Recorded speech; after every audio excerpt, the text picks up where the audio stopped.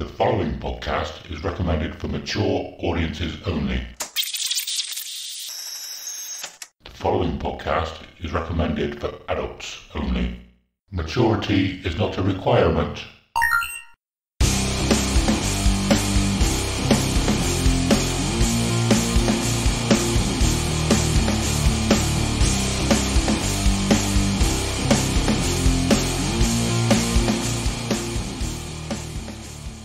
Hello and welcome to episode 31 of Dear Download, a podcast where we get to talk about our most intimate and treasured memories of Download Festival. We'll talk about each year, the bands we saw, the bands we missed, and everything else noteworthy that happened across the weekend. Also, we'll touch upon any news, other festivals, and the music industry past, present and future. I am Adam, and... Oh no, hang on, I didn't... we talk about what we're doing first. This week, we are talking about albums that turn 20 years old this year, so released in 2002. And there's some good albums, isn't there? I am Adam. And definitely. Of course, I'm here with Simon. Hello, and good day to you, sir.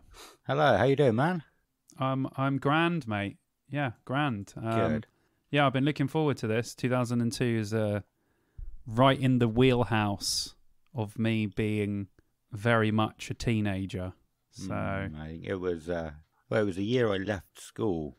I said just before we started recording that 2003, I think, was the year for me. There was so many albums. So when we do this again next year, then we'll have a lot to talk about for the 20 years episode. But we'll get through this one first. How get through this one? Yeah, we'll just get through this one. I don't. It's weird. It's been 3 weeks since we last spoke. I know we said in the episode. In the last episode, we'll do it. We won't skip a week. We'll do it quicker than we normally do. We've actually been longer than we normally do. So yeah, we've had a few complaints, haven't we, that our episode hasn't come out soon enough. So yeah. Apologies to those people. We've had some life stuff. I went on holiday.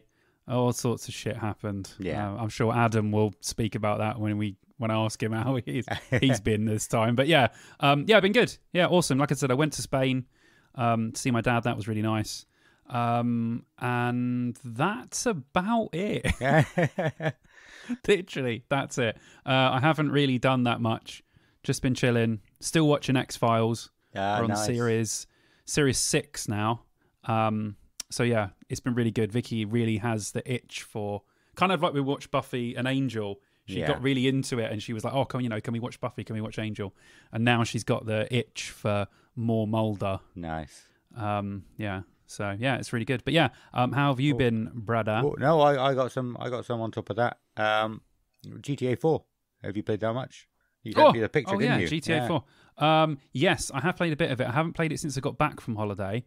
But I have been noticing some awesome things on the game and why people say that it's possibly the best one. Yeah. Because it pretty much has everything that you can do in 5, except more. I think there's, like people have said, 5 is an incredible game. Obviously, it's, huge and vast and all that stuff. But the amount of detail that's been put into this one, I can see. And the story, not saying the story in 5 isn't interesting because I love those characters, but the story in this one is really good. Like, I feel like you actually really invested in the character. Plus, you can make choices where you can kill people, not kill people, and do stuff like that. And I feel like they should have toyed with that more in 5, but I guess it opens up a whole new door of, things. I mean, personally, my favourite video game of all time, I think, is Mass Effect 2, which obviously has a lot of choices and, that's what the Mass Effect games are. So I like that. So yeah, I'm really invested in 4 now. I'll give you an update next time. Nice. But yeah, it's awesome. Excellent.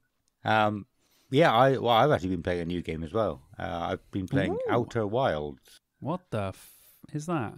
It's basically like it's an exploration game. It's a space exploration game. Think of something like that shitty space game that came out that got good after a while. I bought it like when it was new release. Oh, No Man's Sky. That's the one. Yeah. Well, apparently that's really good now. yeah. But this one, the physics and what you do is similar. It's basically a 22-minute loop. Then your sun goes supernova and destroys everything, and you just keep going back and working out what's happening. So there's no combat or anything like that. It's just a mystery, and it's so good. That's interesting. What's it called? Outer Wilds. Outer Wilds. Awesome. Yeah, really good. But I played it for the last time last night. It's not something you can go back and play. I've played it pretty much solidly for the last probably 2.5 weeks every night. Nice. And I had enough of it, and I was like, right, I'm close to the end. I'm going to look up the ending. In true men podcasting badly style, if there's anybody listening who used to listen to old podcasts, we never used to complete games. It's my old podcast as well, if anybody's new here. Before I started this one, it was talking about games. And yeah, we never completed games. We went on... Sorry, someone's just taking his arm off. Sorry, that probably put you off. I can see without them. I don't know why I've got them on, so I'm just going to take them off. Good. My glasses have broke, people. They are being held together right now by sellotape, and Adam was laughing because I just pulled the fucking arm off again. But yeah, I'm podcasting badly. We talk about games. We play old games and then go on YouTube and watch the ending and talk about it. We never actually completed any. So yes, I did it in true men podcasting badly style. But yeah, no, it was so good. I don't know what I'm going to play now. I have no idea. But I thought I'd say that. What do you play on? What do you play on Steam? Steam, and I got some good old games. Is it GOG games? I think it's good old games. Oh, okay. Yeah, because I was just there's a shitload of stuff on Steam. There's just so much stuff on there. Yeah, it just depends what you like. No, I did. Well, I paid for the Xbox Pass. It was like £1, and you get it on PC as well. And I think I downloaded Outer Wilds and Subnautica. It's meant to be quite a similar game. I watched some Subnautica playthroughs. Yeah, and it looked like awesome. That looks like a really, really cool game. Yeah. I want to get round to playing that eventually. Subnautica. Yeah. Looks sick. I've got it. But now is probably the best time as any to say the reason why we missed so much. I mean, Simon said he was on holiday. I've been struggling with my back the last couple of weeks. I've said before on the show I have back problems, but I haven't really had any or many. I don't know the right word there. For probably 3-4 years now, but it's got pretty bad the last couple of weeks. And I've had very little motivation to do anything, to be honest.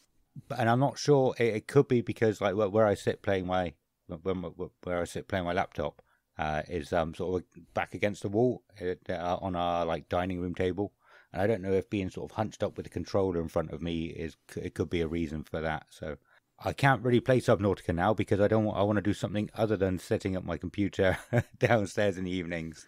So Adam's taken up yoga. Yeah, I don't know if that'll make it worse or not. I don't know. Yeah, that's true. Maybe not. Yeah, I've been doing as little as possible. Can you just not like get a mount where you have the screen over you and you just lay down? You know, like a mic arm. Yeah. But just for a monitor. So you can just lay down and you just look up. Yeah, that'll probably be quite bad for it. That'll be worse for it. Do you reckon? Well, the reason why I said before we started recording, I've been even struggling to get out of bed in the morning. It takes me about a minute and a half to get out of bed. And the reason for that is because I'm not moving in the night. So I just sort of seize up and I'm really stiff in the mornings. I did offer to bring my hammer over and go on the back, but he wasn't up for that. Yeah. No, I mean, like I said, I'm used to it. It's life for me. It's just annoying. That is annoying. Yeah, I don't know. I don't want to go into it too much. I don't want it to be like a sob story. I know there's lots of people who've got it much worse than I have. But at the same time, I have not been able to do very much the last couple of weeks.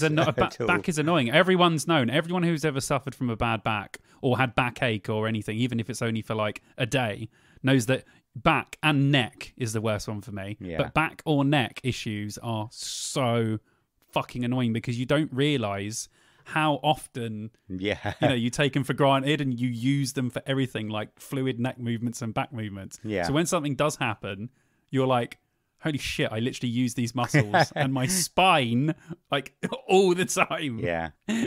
So it just sucks that you can't do stuff like you would normally do, like even standing up or like you said, getting out of bed. Yeah. A minute is a long time if all you're doing is trying to get out of bed. It doesn't sound very long. It is. It's a long time. But That is no, true. I just wanted to go over that really quick, just to say that and apologise for I was a bit late doing the ultimate lineup voting things on our Discord a few times, just because it just sucked all the motivation out of me, and I was really struggling to do anything. So apologies, but let's get back on with what else. Literally, I haven't really done much over the last 3 weeks, really, other than that, to be honest. So, maybe move on to some news, if unless there's anything else you want to add on top of that. I just want to say, I know you're going to talk about the ultimate lineup probably in a second, but I just want to say how really well and happy I am with the Discord at the moment. Like, we've had a lot of people joining, so thank you to everyone that's joined the Discord, because it's been really awesome chatting to everyone, and also everyone voting on the ultimate lineup. It's given us a bit more fire, because now there's loads of people voting and we're like, yes. Yeah. So if you want to stay in contact with us and chat to other people, I mean, there was just loads of people chatting on there to each other, about who we thought was going to be on next year's lineup, and then we were talking about the ultimate lineup that we've done. So yeah, come and join us on our Discord, because it's getting really, really cool now, and we want, if you're a fan of the show, trust me, you'll love it. Just come on, chat to everyone about anything you want. We got there's memes on there. There's talks about download. You don't have to talk about music or download. We can talk about whatever the hell you want. Just come over, say hello, and we'll chat. Yeah, awesome. Yeah, let's talk about it now, actually, shall we? Going off of that, I think I will add a gaming channel on there as well, so people can come on and talk about games. But yeah, so we, as of yesterday, I think it was, we finished the Sunday headliner. I don't know what to call it. It's like a tournament bracket, but I don't want to call it a tournament, because it's not really a tournament.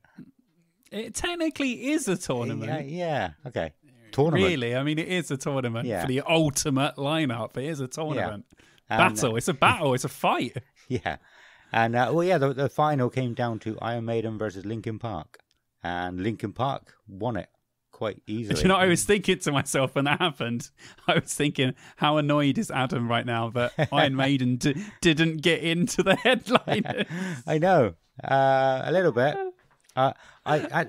The stage before that was Iron Maiden versus Rammstein, and I said from the beginning it was I'll run each one for 24 hours, so people will have time to come on and vote. And at 24 hours, Iron Maiden were in the lead, and then the next day, probably another 12 hours later, Rammstein were in the lead, and I thought, right, well, I'm going to look like an asshole if I just automatically put Iron Maiden through. If people didn't see it, luckily, I was so lucky I took a screenshot, because that's the only screenshot I've taken, probably because it was so close.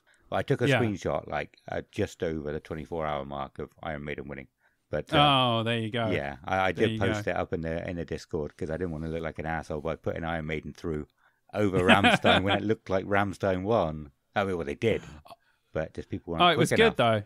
Yeah. It was good. It was really good. Shall I read out who's in line for the sub headliners for the Friday? Yeah. Well, quickly before we do that, so the headliners are on the Friday. Who the fuck won it on the Friday? Slipknot. Yeah, they did. Yeah, it was ages ago. Slipknot won the Friday one. Metallica won the Saturday one. And Linkin Park won the Sunday. I don't think Linkin Park were in it on any other 2 days. Have they only ever headlined the Sunday? No, they were in Saturday. Oh, were they? They must have been, because they were. They must have been knocked out really early. It must have been against someone, pretty decent. Okay. Yeah, so as I'd said, our ultimate download festival lineup, as voted for by you guys and us, we get a vote as well. Yeah. Friday, Slipknot. Saturday, Metallica. And Sunday, Linkin Park. So now we'll be moving on to sub-headliners, which Adam has done a lovely list for us on Discord. So I'll read out quickly. So Garbage, Deftones, Velvet Revolver, Judas Priest, Korn, Them Crooked Vultures, The Darkness, Chase and Status. I love how that's just randomly in there. Amazing.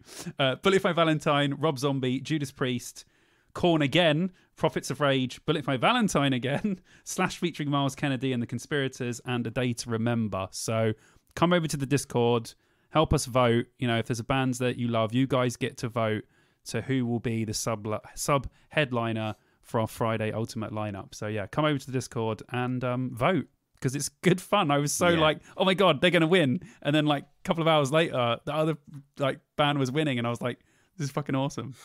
Yeah. Sorry.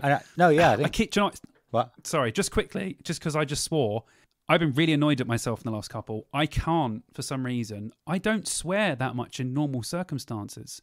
But when I'm on this podcast, I can't stop swearing. I don't know why. I never swear this much. But when I'm on this podcast, it's F every couple of sentences. So I'm really, really trying my best to cut it, even though I've already said the F word twice. Yeah, I can't. Well, I don't know. It depends on what you cut out, but I've already said it at least once. I don't cut out much of your stuff because you don't mess up very much. I just talk a load of trash that you don't cut out, so everyone thinks I'm an idiot. Well, no, but it's always good. But it's good sorry. Trash. Just apologise. That's fine. Yeah, it's good trash. I don't actually know if I swear quite a bit. I think generally, I don't know how much I swear on this. I don't really notice it, but I wonder if it's because I swear. Without worrying about it. Without prompting. Yeah. It's part of my vocabulary. But yeah, if I'm thinking of something, I don't like silence. I'm like, what's this fucking thinking? Slipping a swear word. Yeah. It's a pause instead of a pause. That's fine. I was just like, come on, Si. Maybe not as much. So, but I keep it to like 2 swears this whole episode, right at the beginning. Yeah. I'll be happy. I'm going to add them into other sentences throughout the rest of the episode. If you say fuck 2 more times, there's 46 fucks in this fucked up rhyme. Oh, Jesus. We haven't had Limp Bizkit in the Ultimate lineup yet. That would be, so there's 2 things I want to talk about. One, going back to it, there's not as much, not as many bands repeating on the Friday on the sub headliner, so it'll be a few more bands that will be voted for. Mm-hmm. I think I know who's going to win right at the beginning, but like you said, it's cool. It's cool to do the voting. It's cool to see who gets there, and there might be some big upsets. So yeah, awesome. All for it. Come and join us. Like I said, I'm going to put a gaming one in. There was something else I was going to say about the Friday that you said, but it's gone. Anyway, but I wasn't sure whether to... This is my download thingy that I told you that you wrote down in your notes before the show. So I wasn't sure whether to do the sub-headliners on the main stage or go to the second stage and do the headliners on the second stage. I chose the sub-headliners, but then I thought, who's bigger, the sub-headliners or the headliners on the second stage generally? If you were to merge both stages onto one stage, where would you put that second stage headliner down? I would say most sub-headliners at Download Festival could easily headline the second stage. Right. I'd say about the same size. Okay. If you're sub-headlining on the main stage, I would say 99% of the time, you would be big enough to headline your own stage, I would say. Yeah. Around about. Not every time, but Yeah. most of the time, I would say that's probably right. Cool. So it's fine. It's fine. We can go and we'll do whatever, man. We'll do whatever we want. Yeah. We'll do whatever we want. That's the best thing. We do whatever we want. Doesn't matter. Well, we'll do it this way because if we do it the other way, we'll get to the last few, sort of the bottom few slots, and it'll all just be bands that aren't around anymore or didn't really go anywhere. So it just won't be as interesting. At least if we go down each stage, we'll come back to do the headliners of the second stage, and then there'll be a big band. Yep. And there'll be bigger That bands works for again. me. Yeah. That works for me, bro. Keep the hype up. You're the man. Instead of You letting the man. it dwindle away. You the man. I am the man. You are a man. I am a man. Shall we? At least I think I am. I've done a lot of checking. I checked today twice.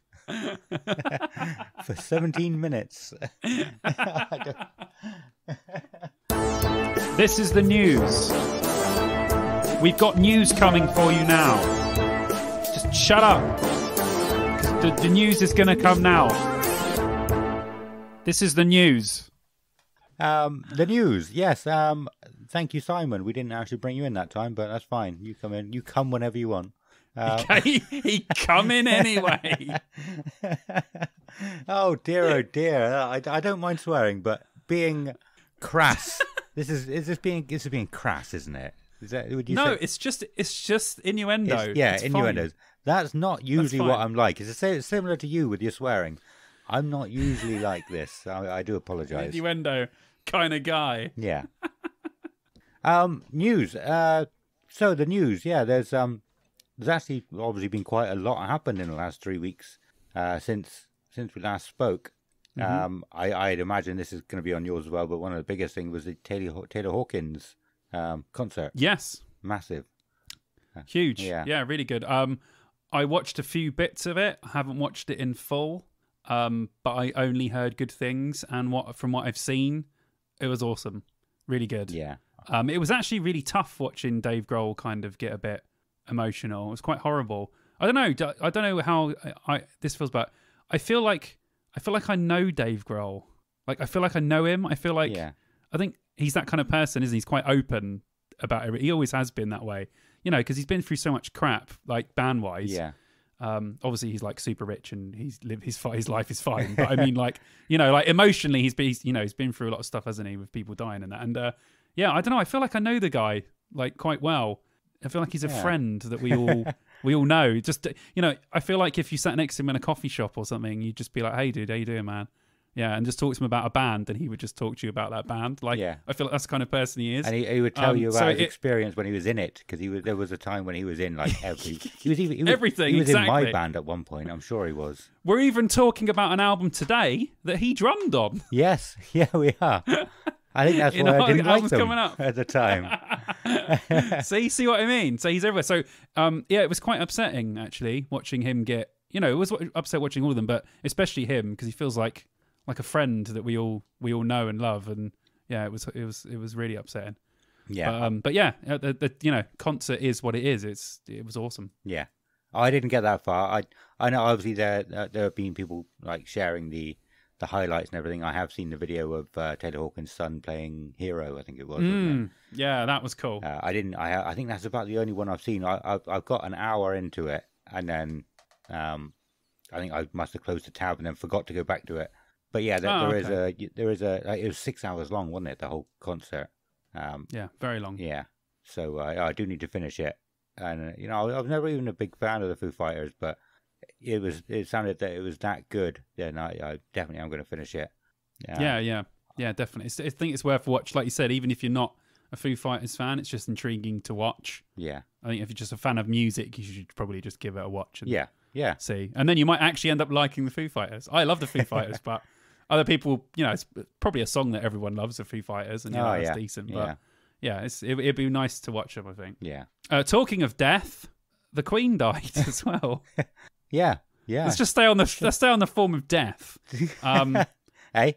Yeah, like we were in Spain, and the day before I was looking like just randomly on my newsfeed, and I was like, oh, all the royal family have been rushed to like the hospital. So I was like, oh, she's probably going to die soon. She's probably got a couple of weeks or something.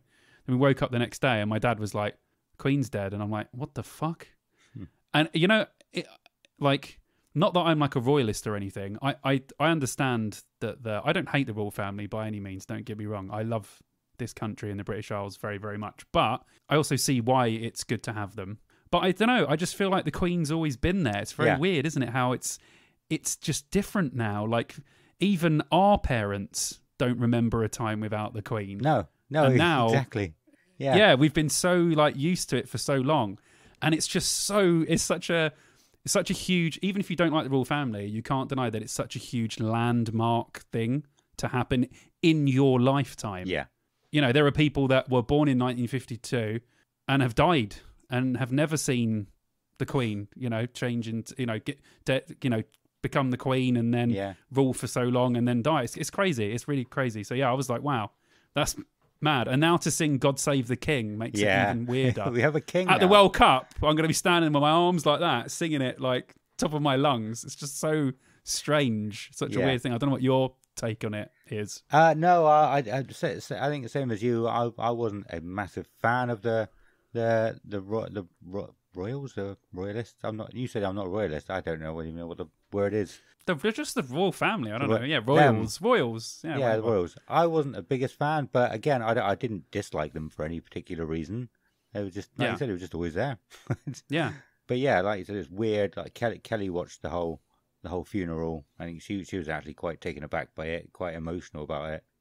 But she's never been one for being like massively royal.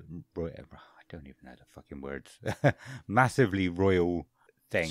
Yeah, she's not a huge royalist. She's Yeah. not. Yeah, I get it. Yeah. I think that's framed for a lot of people. I think a lot of people were actually surprised at how upset about it they were. Yeah. Because Yeah. they didn't realise how much, and I was speaking to like Vicky before. I think like obviously because feminism is such a huge issue now, the Queen being a woman is a huge deal because of all the things she sort of accomplished in a time essentially when the world was pretty much all completely run by men. So I think even on that side of things, she was quite, ahead of her time and all that sort of stuff. So I know the royal family have done loads of bad things, but all the countries have done loads of bad things. Everyone's killed and pillaged and, done loads of stuff. British history is bathed in blood, shall we say? But that's the same for a lot of countries. But yeah, I was sad about it, but it is what it is. I watched a little bit of the funeral, and it was a nice send off. Yeah, that's it really. Yeah, I was busy building a new bed for Soren all of Monday. Got a new bed. It's got a slide that comes off of it. It's like quite a tall bed. Oh, you got your ladder at one side, slide down the other. That's awesome. Yeah, it looks cool. Can you come and build me one of those? No, my back was fucked after. Oh no, yeah, of course.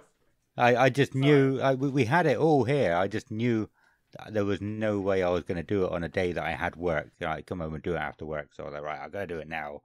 Otherwise, it's going to sit in a box in our hallway, and he'd be upset that he doesn't have his new bed. But we're turning into room. And it's an annoying box in the hallway. Yeah. Yeah.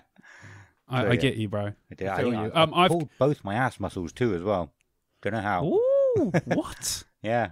We were sitting on. What were you doing? Oh, I was kneeling down for a lot of it. With all the bits of wood. I don't know how I managed to pull both my ass muscles, but I did. Yeah, let's not get into that. I've got one bit of news that I'm sure that you knew, that the original Saliva singer joined them on stage at that Blue Ridge Festival. Yeah, well, I was going to talk about Blue Ridge. Did you see any of that? Was he good? I've seen like about a minute and a half of one song, Click Click Boom, but no, I haven't seen any other footage of it. I don't think he sounds very good. I'm not sure if he was always like that because I've never fucking seen them, the bastards. Yeah, no, that's cool. I was going to talk about Blue Ridge in a little bit. Let's do that after the. Okay. Do you want me to do that now? Okay. Let's do it now. Fuck it, let's do it now. Let's do it now before we get to new releases. Talk about. First of all, tell people what Blue Ridge is because people might not even know. They're like, "What the hell are you guys talking about now?" Yeah, so Blue Ridge Rock Festival is a festival that happened over in America. I don't know which state. I can't remember.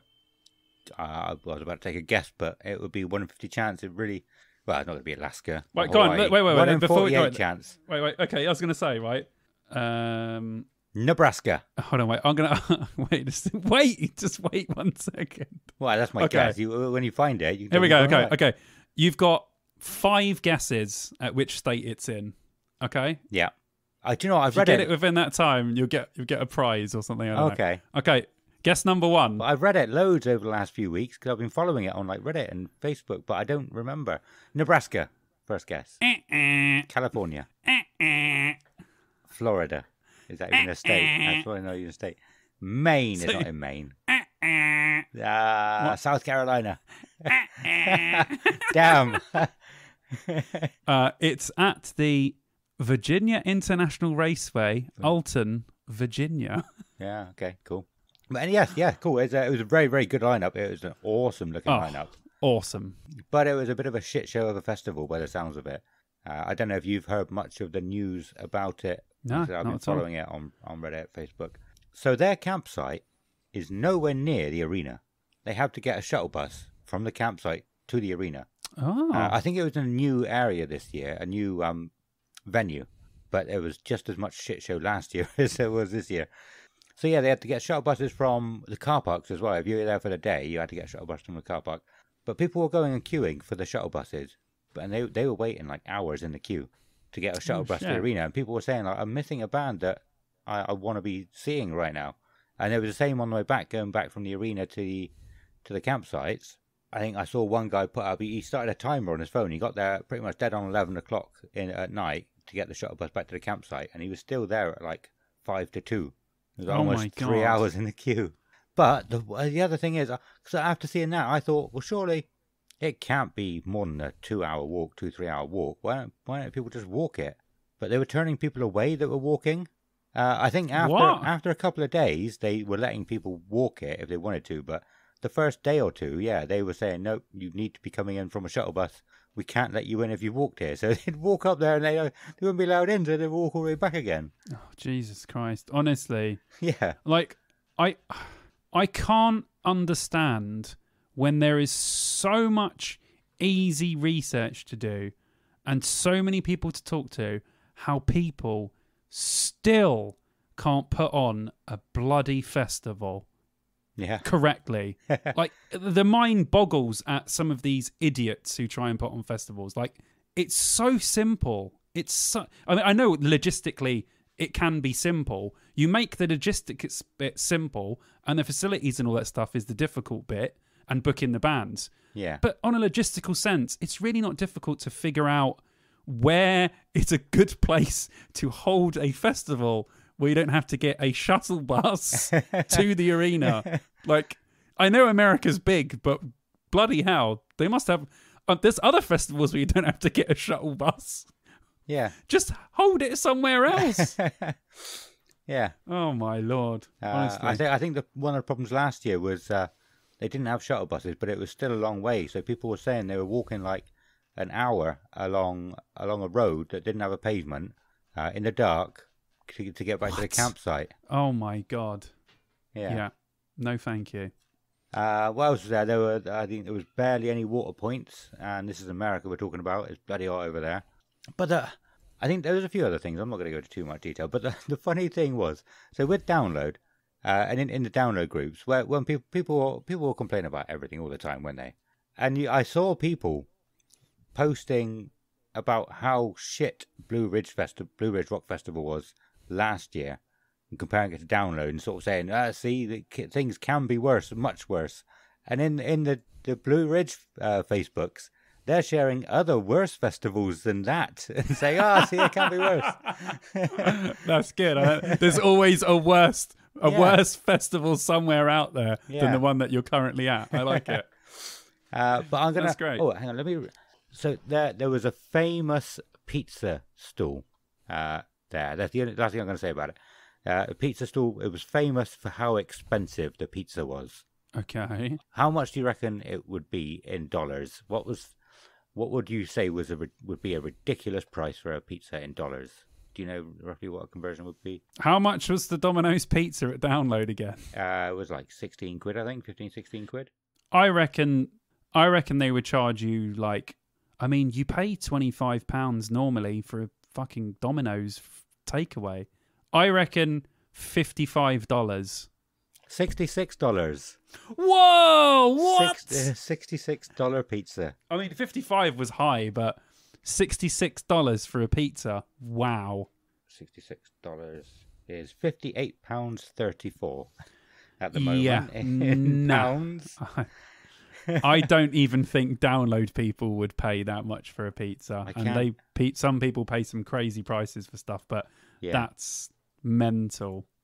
Yeah, I can't. That is mental. I can't see that they would even sold one pizza at that price. Surely, like, I don't know. But yes, going back to what you're saying, Josie Scott from Saliva, we rejoined Saliva. I think he played like 3 or 4 songs with him, which was quite cool. That's awesome. I do quite like the new singer, Bobby Amuru, I think his name is. And I would say live, going on what I heard of Josie Scott, I probably prefer Bobby to Josie anyway. Okay. He doesn't. He didn't sound like he used to sound. He doesn't sound like the recording. I know sometimes people mix it up when they're live, sing differently, but it was nothing like it, I would say. Yeah, okay, that's fair enough. Like I mean, does he play any other bands, or is he just out of action and he just decided to come along and sing? He is doing his own stuff. I'm not sure exactly what. I think it's probably some kind of country thing. I think the reason why he left Saliva was to start a Christian band. I have no idea what happened to that. I've only just started following him on Facebook again. Oh, okay. Well, that's cool. Yeah, so he is doing stuff musically still. That's cool, But man. yeah, I do want Yeah, to. it's cool. I do want to see because they were. I think I said that they were third down, so they were like below the sub headliner on the main stage. That's how big they Yeah. are over in America, and they had Yeah, like pretty big. yeah. That's cool, though. Well, it's awesome that he came back and sung a couple of songs with them. Have Yeah. you got any other news, brother? Not that I can think of news wise. No, me neither. I got new release. Yeah, let's go to new releases then. Cool. Okay. Do you want to go first, or shall I? I will go first, yes, because I do actually have some new releases this week. Some that Simon didn't have because we compared notes before the show. So, which was quite. Do you think I should get another jingle You should. that says new releases? Yeah. Because Yeah, we always that's a- talk about new releases. Okay, Yeah. I'll do a new releases one. Yeah, so we're not doing them in the news bit. I'll do a whole news release bit. Anyway, let's talk about San Quentin. San Quentin. Yeah, which is a new Nickelback single. Nice. I haven't heard it. Describe it to No, me. It's Nickelback. It's. I mean, it's That's alright. what you needed to It's say. quite catchy. If you're a fan of Nickelback, you'll like it. I probably will. I thought it was okay, but I don't think anything stood out as being amazing about it. It's just your typical Nickelback stuff, really. That's cool. But yeah, it was quite good. I quite enjoyed it. It's heavy. It starts off really heavy. If you had just the song and not him singing, and you played it to someone who didn't know, they'd probably go, "Yeah, it's really good. I really like this." Their Not last most. album was pretty beefy, to be Was it? fair. They Nickelback beef it up every now and then. Yeah, They definitely know how to do it. I mean, we like Nickelback. We're a Nickelback plus podcast, aren't we? yeah, We're for the back of Nickel headlining Download, yeah. which would be incredible. So yeah, Nickelback for hashtag Download 2023. Do you have any more? Or shall I do one? I quite enjoyed Parkway Drive's new album, which was called Darker Still. I didn't have to look up on my phone. I have never been a big fan of Parkway Drive. I think I was listening to one of the albums for this episode, and it got to the end and it just carried on playing through stuff, and I thought, I just let it play. I'll listen to some stuff that I've never heard of, and there was a song come on called Soul Bleach, and I was like, this is really good. I'm enjoying this. And I looked and it was Nice. Parkway Drive, so I thought, I'm going to listen to their new album then. But yeah, Soul Bleach. And I was surprised Soul Bleach wasn't in their top 5. I think they had three songs from the new album in their top 5 thing when you first go into them on Spotify. And it wasn't there, so I thought, there must be better songs as well then. But Nice. yeah, I don't think I never listened to it all the way through. I listened to the first 3 or 4 songs 3 or 4 times again, like I normally do. And Soul Bleach is quite far down, so I haven't got to that yet. But yeah, it was good. I quite enjoyed it. So I think I might good. be a Parkway Drive fan now. Well, there's a lot of Parkway Drive fans out there. They're very, very popular. So yeah, if you haven't checked out the new Parkway Drive, go check it out. Yeah. Or at least the first 4 songs Adam can vouch for. Yeah. And song number 8, whatever Soul Bleach is. There's one more. Just put on. What was I doing? I don't know. I think it was a similar thing. Like it just carried on playing after something else, and the song came on. And I was like, "Oh, this is At the Gates." And I was on my phone, and it was like, "No, it's In Flames." And so okay, it's a cool new In Flames song. Cool. And I put my phone down, and it carried on. I was like, "No, this is At the Gates," and so I had a look, and it's an At the Gates cover, which is quite cool. Nice. So they've obviously gone a bit heavier than they normally do for that. Oh, I love At the Gates and I like In Flames. Yeah. So fine for me. Yeah, and it's actually the new single they brought out it's got 3 songs on it, and it was the 3rd song on the new single. Nice. So you said you got halfway through, Yeah, I started listening to the new single that they'd released, which was Foregone Part 1. That's it. Yeah, Yeah, Foregone Part 1. Yeah, and I started listening. I was like, oh, that's wicked. That's good. But I was at work and I had my headset on and then I had to do something and stand up, so I didn't get to listen to the rest of it. But I was like, oh, yes, tasty, nice. yeah. So I liked it. hopefully that's really good. I'll listen to those 3 songs Yeah, and hopefully the new album will be good. yeah, definitely. It feels like they're being pushed by the label quite a bit at the moment. They're like, from my understanding, they sort of dropped off a little bit everywhere. They obviously still had their fans from before, but they see they haven't gained any new fans. They haven't done much recently. The albums haven't really been that popular. But it feels like they're being really pushed to be sort of at the forefront of everything again, like they were when Come Clarity came out. Yeah, Like I that. think Are they on Nuclear Blast? I think they're on Nuclear Blast. Yes. So it's a they good are. label. Yeah. Yeah, really good label. So yeah, hopefully they get pushed to the moon because yeah, I really like In Flames. They're really good. Shall I go through some of yours. I got a couple. Okay. We'll start with Ghost released like a mini best of. Okay. It's called Message from the Clergy. The reason I heard of it was because it's got like bands are doing this thing now. I don't know if you've seen it, where they're, well, not all bands, but I've seen a lot of them do. I've seen Metallica and other bands do it, where they slow songs down and then they put a shitload of reverb on them, and then they re-release them.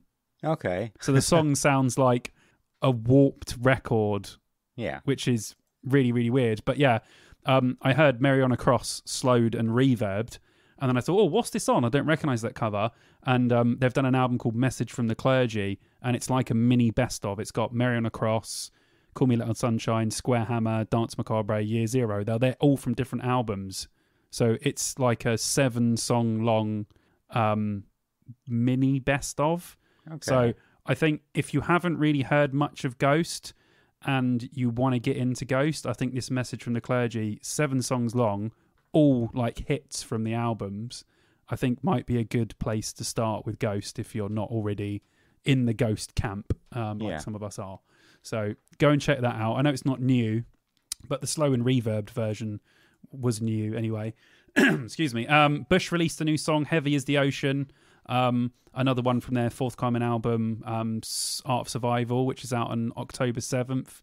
I'm a huge Bush fan, so I am really excited about that. It's another, like, Bush are just in a really great phase at the moment. Their last album is easily top 2 or 3 Bush albums. They are having a renaissance like crazy. They were really good at download as well. Lamb of God released a song called Grayscale from their new album. Really heavy. Loved it. Lots of really weird minor scale riffs. And Randy's vocals are really, really good. So if you like Lamb of God, go check out Grayscale because it's sick. A band called Priest that were 2 members of Ghost. They're a band that their album came out of, was it called Body Machine, came out this year, and it was incredible. Like, imagine if Ghost, the band, were synthwave and they had more of a singer like Peter Steele than Ghost.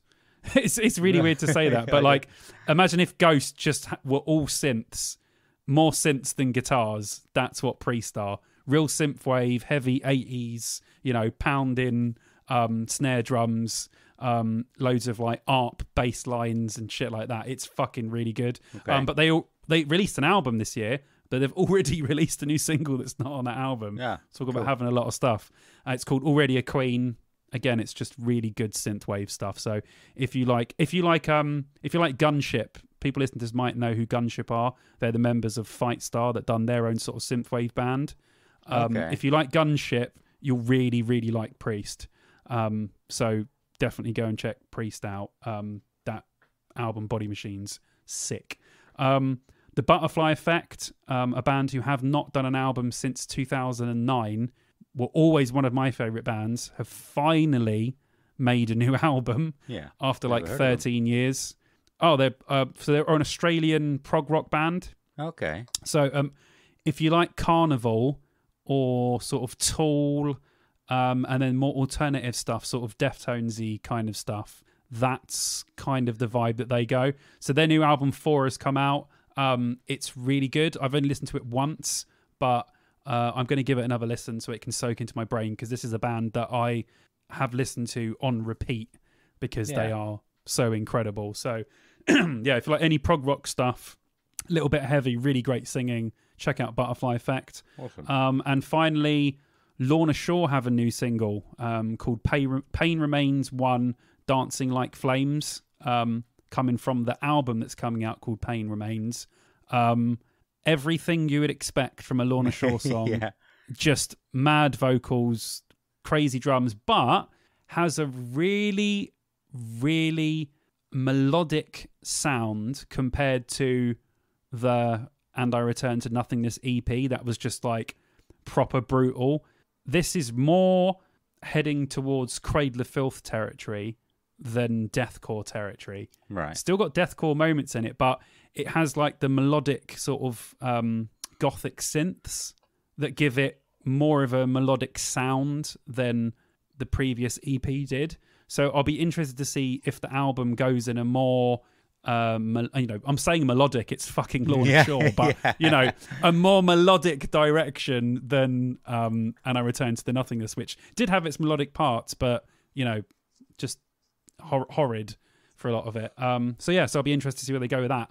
But yeah, that's all the new releases that I have checked out since we last spoke. Awesome. Yeah, quite a lot then recently. Yeah, well, we haven't spoken for like 3 weeks, so there was loads of shit that came out. Yeah. So I had to just fly through them because I was like, there's loads of shit here. Yeah. But I'm surprised I didn't sort of have the Lorna Shore one come up on my Spotify because I've listened to them a few times recently. Yeah. What was the other one? Anyway, well, that's it for the news then. Should we should probably go and talk about albums that turned 20 this year. Actually, yeah, we had a message on Instagram from a guy. I think he was the guy who said that they'd listened to Raunchy while we were at Download. He said they listened to Raunchy at Download. So we had a message from Scott James Steger, I think his name is. I can't see the rest of his surname here. But yeah, regarding, we were talking the last episode about Reading and Leeds, but we both said we've seen shit went down, but we didn't actually see what had happened. No. So yeah, Scott sent us a message. Really awesome message. Thank you for taking the time to write out. And sorry that I didn't reply to you for ages. I'm so glad that Simon replied eventually. But yeah, so I'll read out here.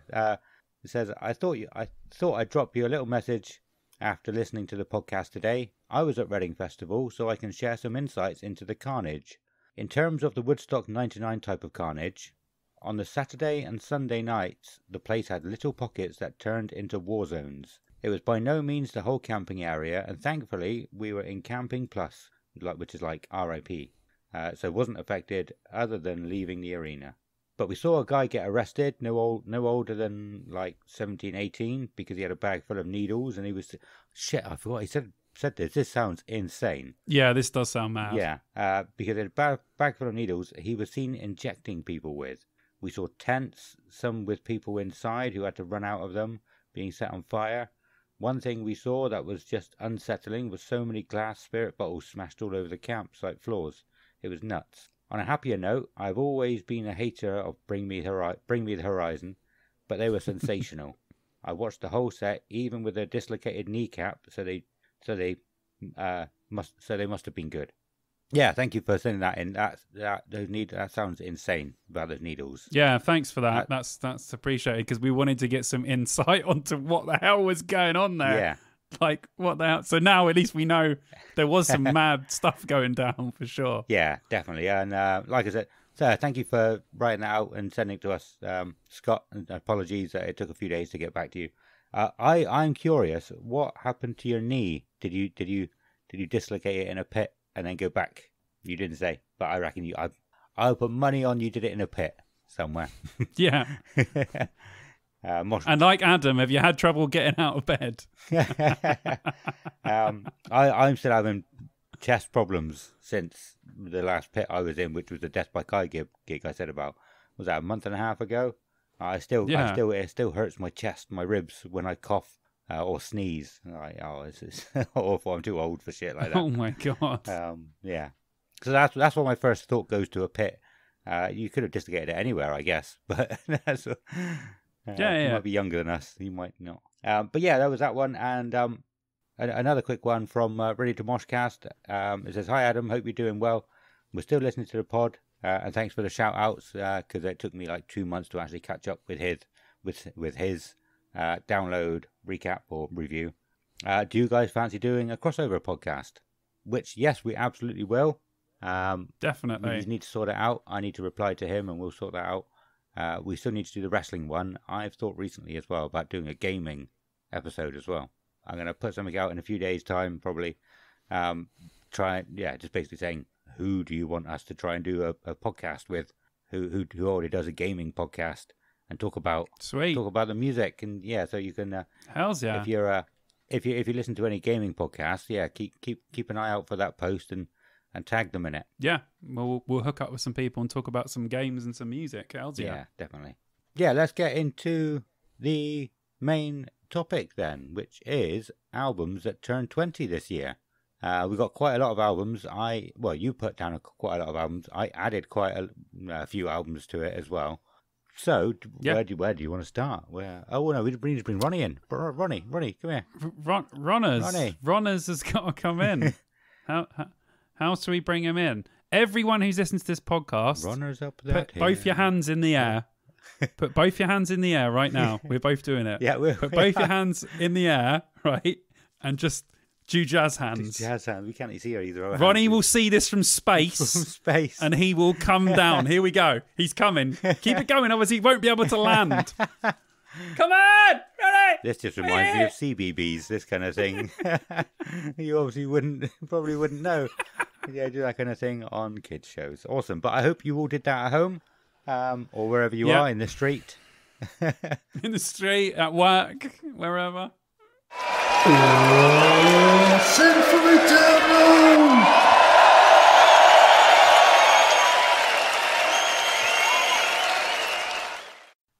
Thank you, Ronnie. And thank you, listeners at home, for helping us with that task. Yeah. Bringing Ronnie safely back into the Earth's atmosphere. And onto the ground. Where do you want to start? What albums do you want to start with? I think we start. Should we do some honourable mentions first? We can go through quickly, and then we'll talk about some. Do you have any honourable mentions? So basically, yes. Just imagine in your head, the year is 2002. Everyone's wearing baggy jeans. Basically, everyone's just dressing how Adam dresses now. Yeah, which is still 2002. This man knows what he's talking about. Yeah. Well, I mean, things happen in 20 year cycles with fashion stuff. So, like, I'm a trend setter now, not a trend forgetter. That's it, man. You're ahead of the curve, bro. Yeah, excellent. You watch. But yeah, so yeah, 2002. What honourable mentions have you got for us? So the ones I added to the list that you put down, 3 Doors Down, Away from the Sun, was what was on that one? Some really big hits. Stop it! Where's it gone? 3 Doors Down, Away from the Sun. Oh, it had Kryptonite on it. That was a huge song. Yeah, I think that was the first. Oh, I didn't put the song on. When I'm Gone, that was a big song as well. Album, yeah. When I'm Gone, just the whole thing. The whole thing was really good. But Going Down in Flames was quite a good one. But yeah, I think the 2 biggest ones are When I'm Gone and Away from the Sun. Ticket to Heaven. Nice. But anyway, yeah, really good album, that one. My brother's a huge 3 Doors Down fan. Wow, they have. That can't be right, can it? Go on. They have 8 million Spotify listeners. Jesus Christ, yeah. What?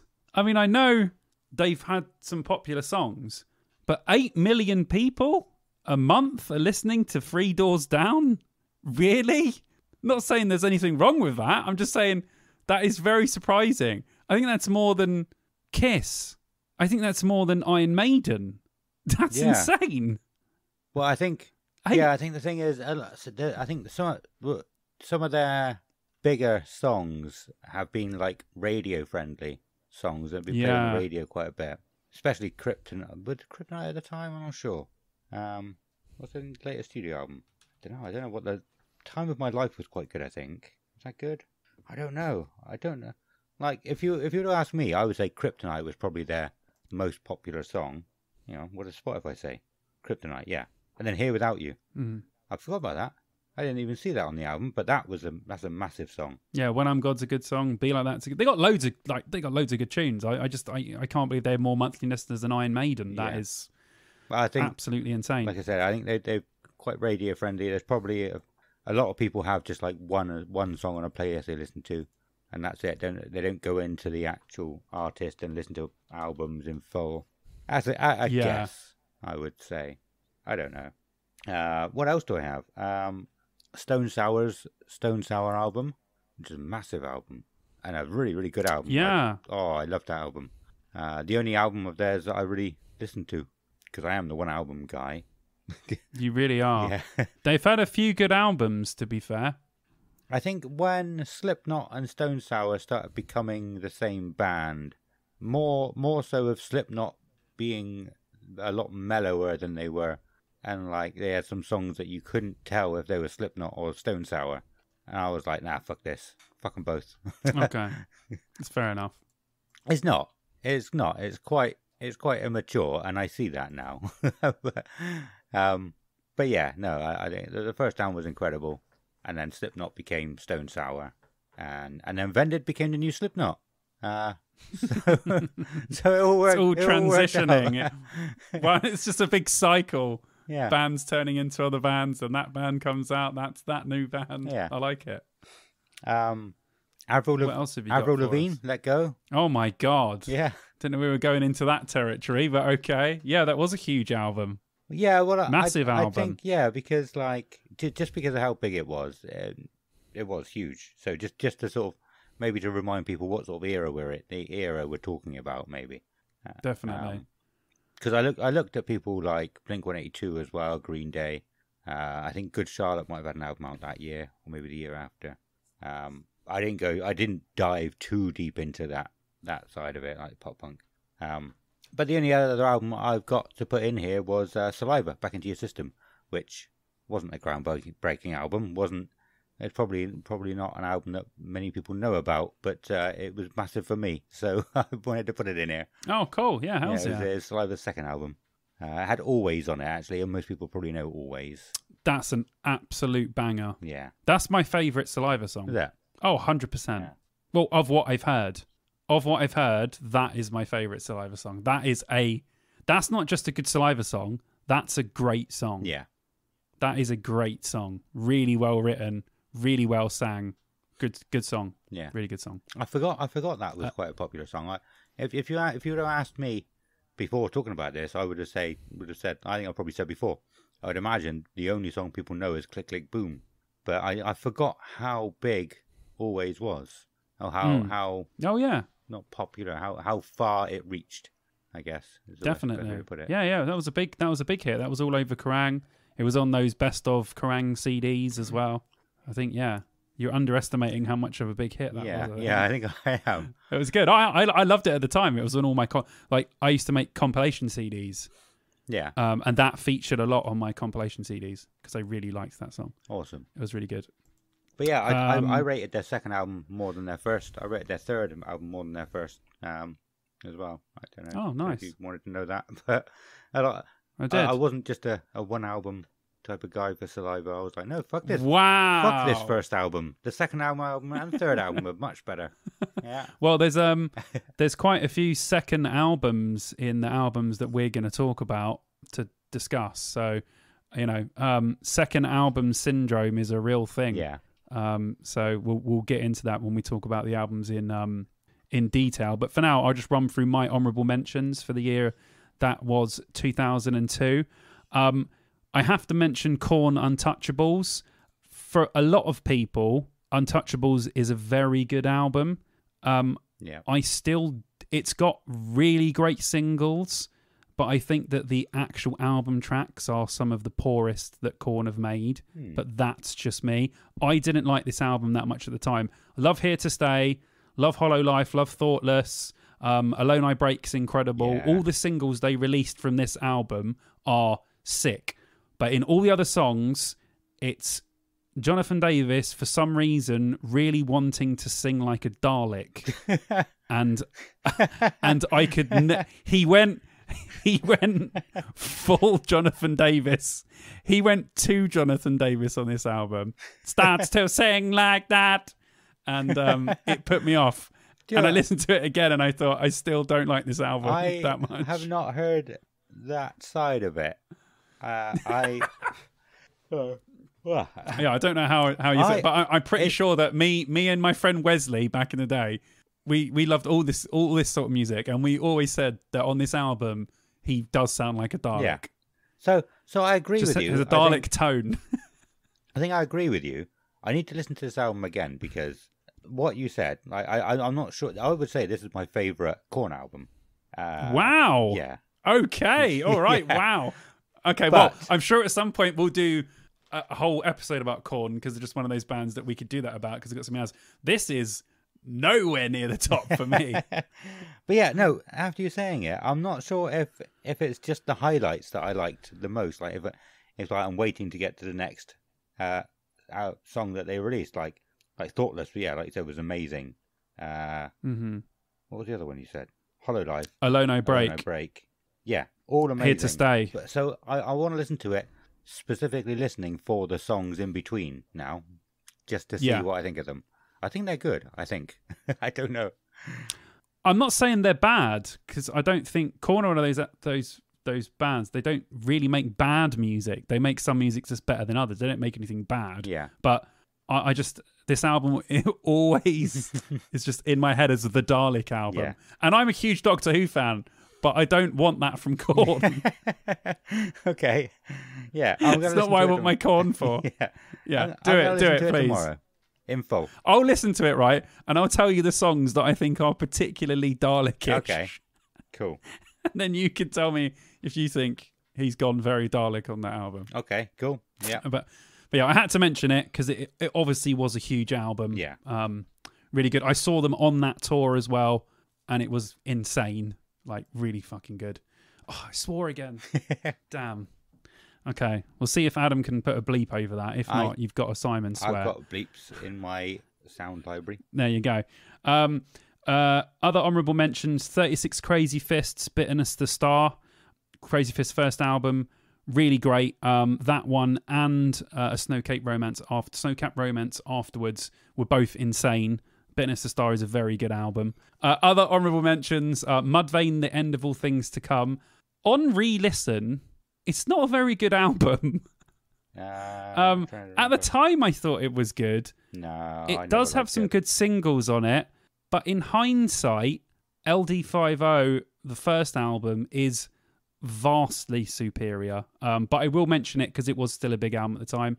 I didn't. Another honorable mention. I didn't like it. I absolutely loved Not Falling after hearing it on Ghost Ship. Yeah, it's a great song. Did I know it already? I'm not sure. I think I knew it already. Ghost Ship as well. Yeah. Deep cut. Yeah. Naughties horror film. I like it. If you've never seen Ghost Ship, it's terrible. Go and watch it. Please, it's great. But yeah, so I bought the album. The only song I knew from it was Not Falling, and I listened to it a lot as well. I tried. There are some that I listened to it like once, maybe wasn't in the mood, and just didn't bother with again. But this one, I listened to it loads, trying to get into it. I just couldn't. That was the only song I liked. I think Silenced is good. World So Cold is good. There's a couple of good songs on this. There's 2 or 3 really good songs on that album. But again, I'd say same as the Korn one. The non-single tracks are quite weak, I think. And it's 17 songs. Although 17 songs. Yeah, although I had The End of All Things to Come on, obviously on CD, and it had a DVD with it, which was the making of, and that was really good. Oh, okay, cool. Just to see, how they made the album, and that was cool. But yeah, I liked Mudvayne at the time, so I was more lenient towards the album, but actually, on reflection, it's not actually that good. Yeah. There were much better Mudvayne albums, like the couple after. Meshuggah, Nothing. This is where sort of Meshuggah started for me. The first sort of, gent, heavy, disgusting. At the time, I really didn't understand what my ears were listening to, so I only was into a few tracks, whereas now that sort of stuff is the sort of stuff they absolutely love. So if you like really heavy stuff, Meshuggah, Nothing still holds up today. Probably sounds better than 90% of any other heavy album you listen to, production-wise. It's so sick. Another one I will mention, Disturbed, Believe.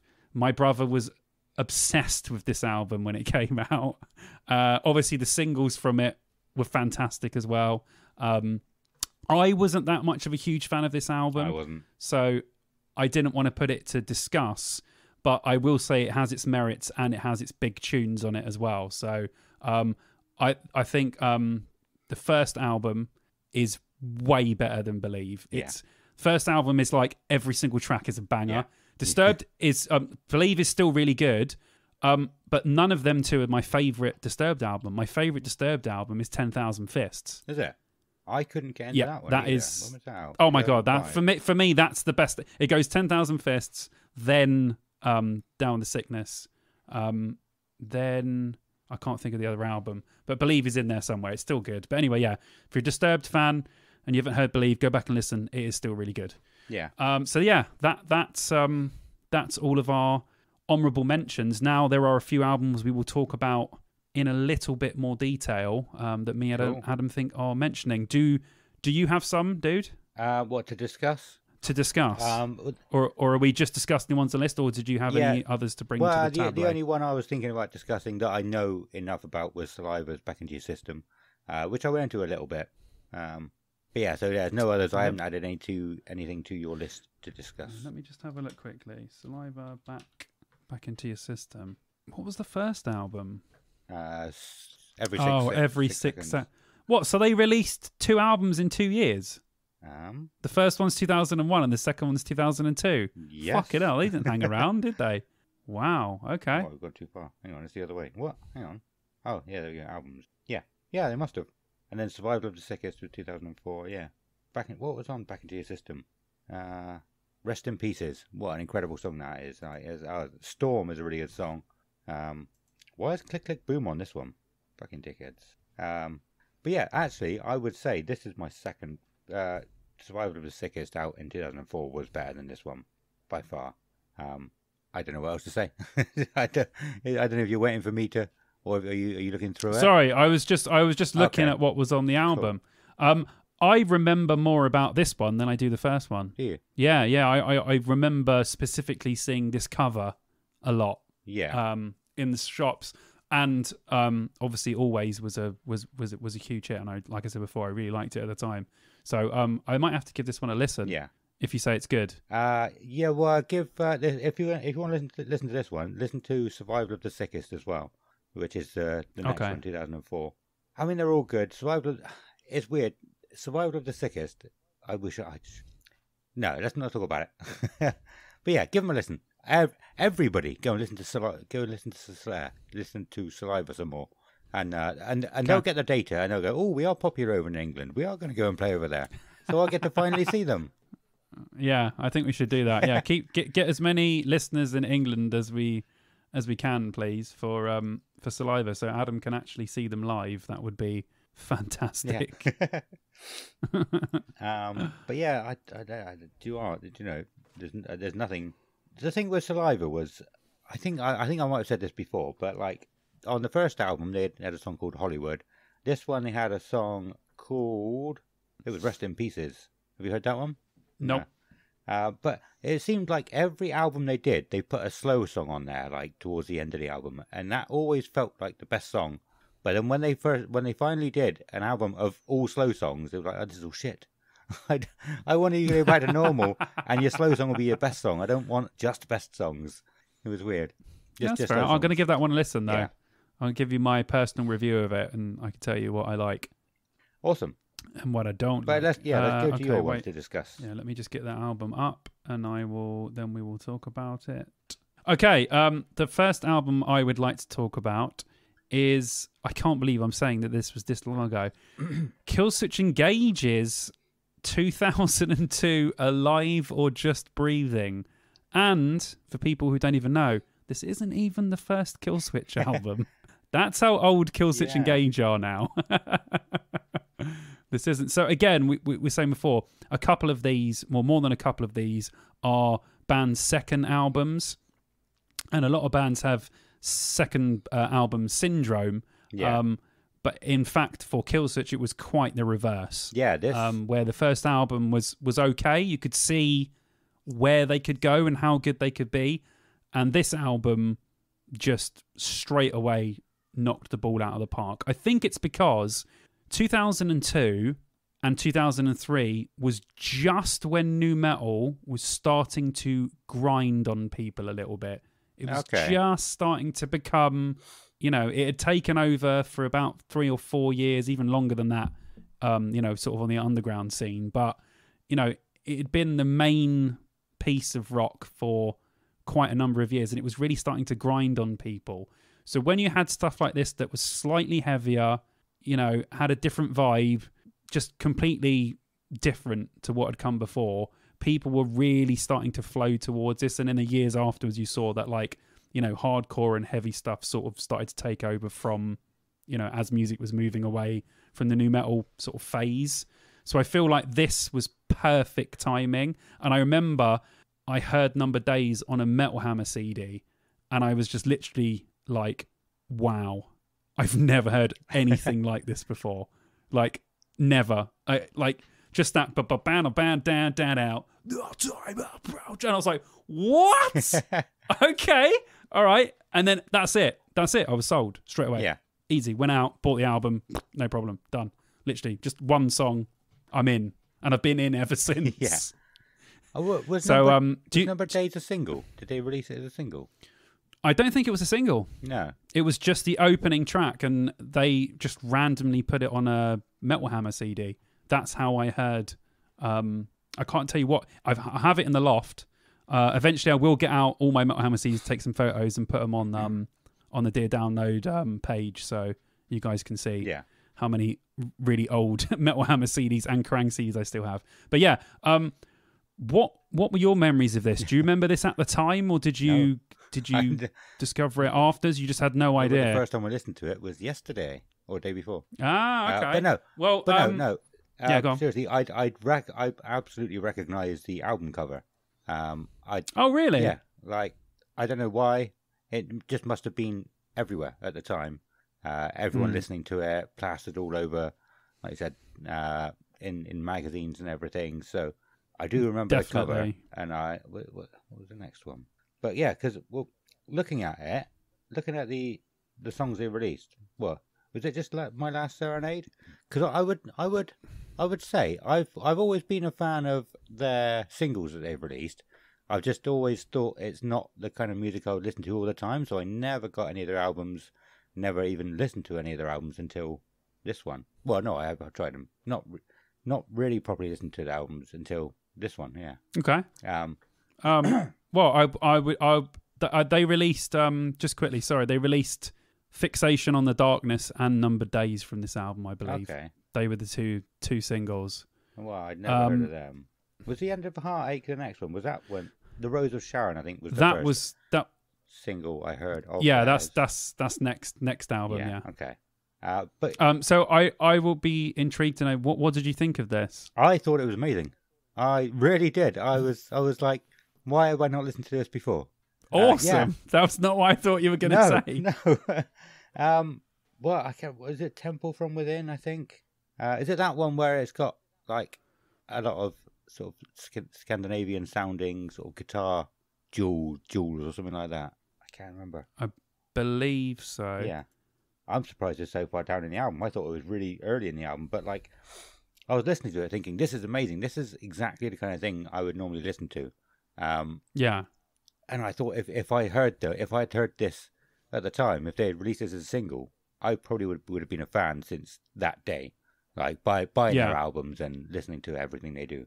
But yeah, I'd never heard it. So I was like, yeah, this is amazing. I'm definitely going to listen to this a few more times to go back and hear a few more bits of the album that I've maybe missed at the time. But I thought it was really good. That's great. It's kind of weird that you say like Scandinavian, because like at the time, or I'd say almost any genre of music in the rock world, normally Scandinavian bands do it first. Yeah. And then American or British bands just rip it off. Yeah. And I think we talked about this before with Raunchy, where I said a lot of their songs sounded like loads of stuff from Bring Me the Horizon, Sempiternal, only about 10 years before.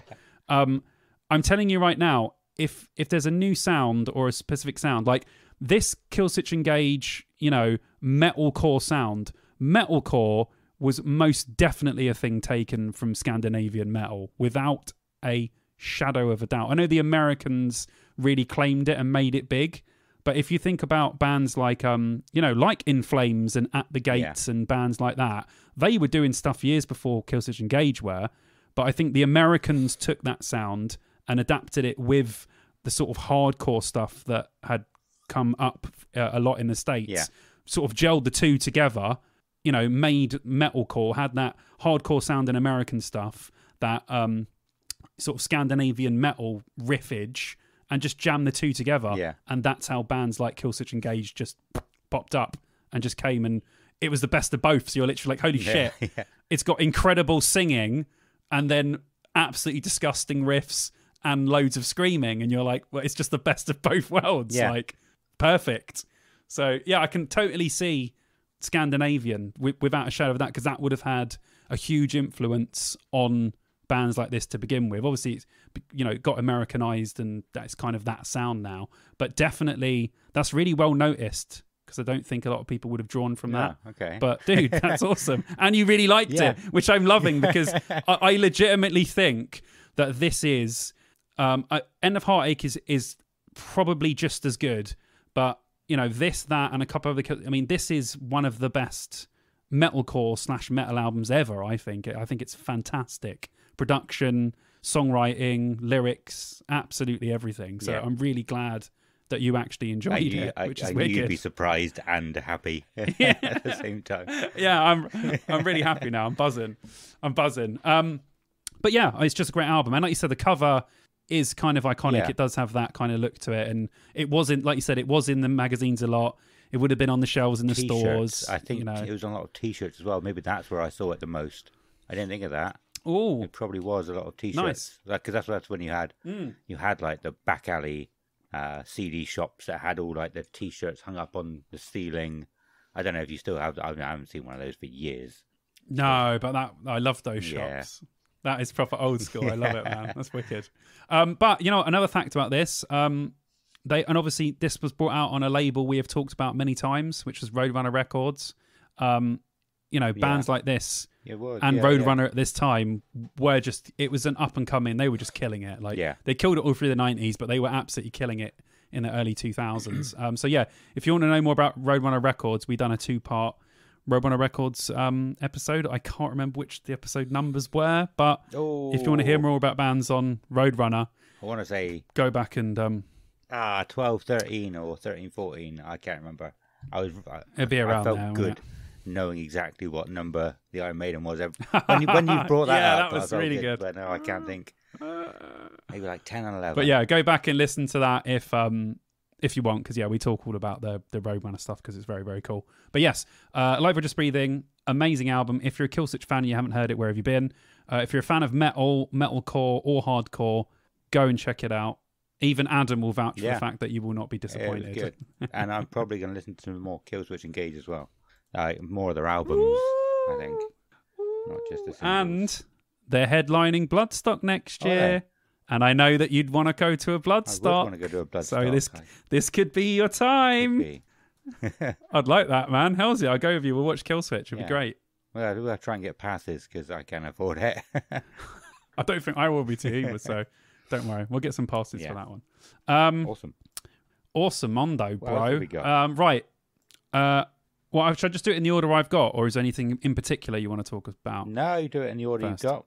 Yeah, do it in that order. Okay, next I have Coal Chambers' album, Dark Days. Oh yeah, I didn't listen to that, because that was in my honourable mentions list. Sorry, I switched it up. Not at the last minute, but I did switch it up. Sorry, so I screwed you on that one. So Adam did not listen to this. So I will recommend he does listen to it, because it is very good. So yeah, when you sent it originally, it was in like a Google Drive document. I copied it and pasted it into my own notes. You probably changed it on the drive thinking I would see it. But I did. Yeah. Okay. That's fine. No worries. It's all good. Again, 2002, Coal Chambers, Dark Days. The weird thing about this album is at the time, and this is what I'm saying about new metal running out of steam, because this got a scathing review in Kerrang at the time. I think it got 1K. Really? And I remember that at that time, 2002, 2003, anything that was even related to sort of new metal started to get bad reviews, because it wasn't fashionable anymore. We've talked about how Kerrang used to do that. Because in hindsight, this is by far, probably apart from the first album, the best Coal Chamber album, like song for song. But obviously, just downtrodden at the time, and I don't know why. But if you're going to know songs, you'll probably know Fiend. Yeah. That was quite a big hit. Something Told Me was quite a big one as well. And then Rowboat, which is a song that people seem to go on about to this day because it's just so stupidly evil and just insane. I know me and Leader from In Search of Sun just absolutely love this song so much. Like, if you want to listen to a really, really disgusting riff, and then halfway through the song, Des is screaming at someone to get out of the rowboat. It's just unbelievable. You just have to listen to this song. So if you listen to one song from this album, listen to Rowboat, because it's unreal. But yeah, overall, just a really great album. Just amazing. I love the cover with like the stick people on it. I think the album flows really well. I listened to it again today and I was just like, holy shit, this is a really, really, really good album. Something Told Me as well. My brother's a big Cold Chamber fan. We were as kids. We just fucking loved Cold Chamber. And then Devil Driver came out and we were like, oh my God, this guy just can't do any wrong, really. He just keeps on making fucking... Because like, this is 2002 and the first Devil Driver album came out the next year. And that album is... me and you have talked about how much we fucking love that album before. Yeah. So, it's fucking great, isn't it? So to go from this straight to that, and it was kind of shitty that I feel like reviews and stuff like that maybe were responsible for Cold Chamber ending at this time, which is a bit shitty. I know they've got back together since and they've done loads of shows and stuff, which is great. But yeah, it's just a really somber ending musically for how big this band were. And this band, out of all bands, were one of the first nu metal bands. Yeah. There is no denying that. Cold Chamber were there right at the beginning, all the way right to the end. So I feel like they don't get enough credit for where they were, and they were there when the scene was the biggest. So yeah, it's cool that that Devil Driver came out of that, because musically they are superior, but I don't think Cold Chamber get enough praise for what they've done and how they influenced people. I can agree with that. Yeah, definitely. So very good album. If you're a Cold Chamber fan, you'll probably be aware of this one. If not, go and check it out. If you like any sort of dark nu metal stuff, definitely go and check out Dark Days by Cold Chamber. I recommend Fiend, Something Told Me, Dark Days, and Rowboat from that album. Let's move on. Let me just get the next one up quickly. Okay. Next album we will talk about will be Paradise Lost's 2002 album, Symbol of Life. Did you get a chance to listen to this one, dude? I own this one. I don't think I listened to it much at the time, but like when I put it on, I was like, "Oh, I recognize this." So I'm pretty sure I own it. Although I'm not. It's got like a blue thingy on it, hasn't it? Let me go and find it again. Sorry. It's all right. You crack on. I'll talk a little bit about it while you do that. So Paradise Lost, Symbol of Life, 2002. The album before this, Believe in Nothing, was received really badly by everyone.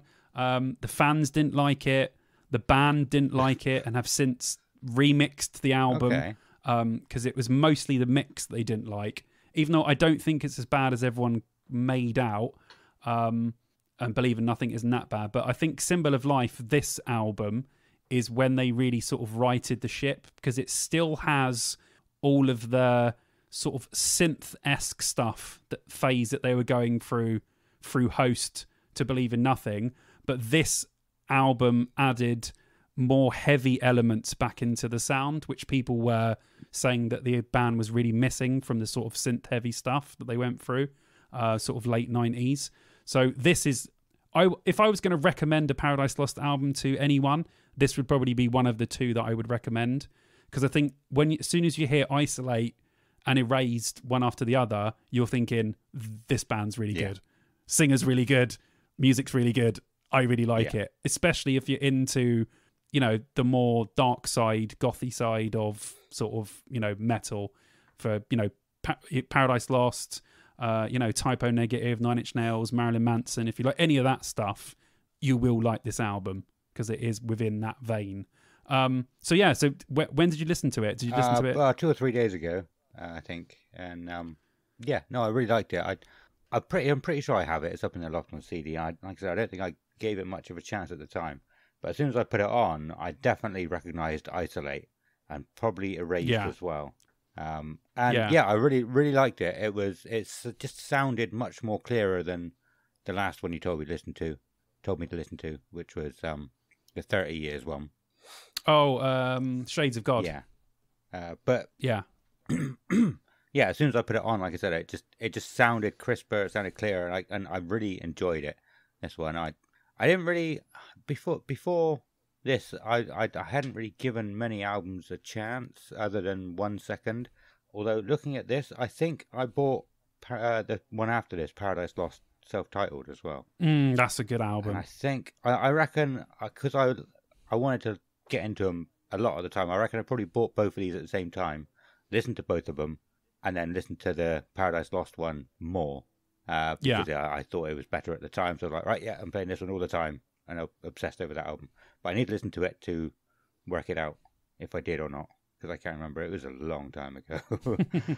But I'm glad you liked it, because it is a really, really good album. Really good dark synths, good vocals, just really, really well written songs. And at the end of the album has a cover of Small Town Boy, which is easily one of the best rock/metal covers of an 80s song ever done. I think it's absolutely fantastic. But yeah, all the way through this, I'd say if you were going to listen to it, I'd recommend Isolate Erased, No Celebration, and Symbol of Life as the songs I think that stand out for me from this album. But as a whole, really, really good album. Really good phase of Paradise Lost as well. Like Adam said, the album after this, Paradise Lost, might be even better than this album. And I just think they've just continued since, and just album off banger after banger. Yeah. But yeah, really, really good album, and I'm glad that Adam enjoyed it and liked it. Wow, look at all the musical. Yeah. You're listening to loads of shit. You're like, yeah, man, this is fucking awesome. Oh, I love it. Right, let me get the next one up. I think I'm going to surprise you this episode quite a bit. Oh my god, I can't. I am so excited already. I've already got a huge smile on my face. Okay, next album I'd like to talk about is Audio Slave. Audio Slave. No, I moved that to honorable mentions. Let's skip it. Okay, let's skip it. Yeah. No, okay. but I Audio wasn't a Slave. fan. Audio Slave. Okay, you weren't a fan. I'll surprise you for the rest of them. Okay. Yeah, okay. I've never liked Audio Slave. I thought he was very whiny, and they put the album on, and he's still very whiny. And I was just like, nah, I don't like listening to audio. So you're not a Soundgarden fan then? No, I'm not. So you don't, because you like Rage, so the music didn't do anything for you? No, it didn't.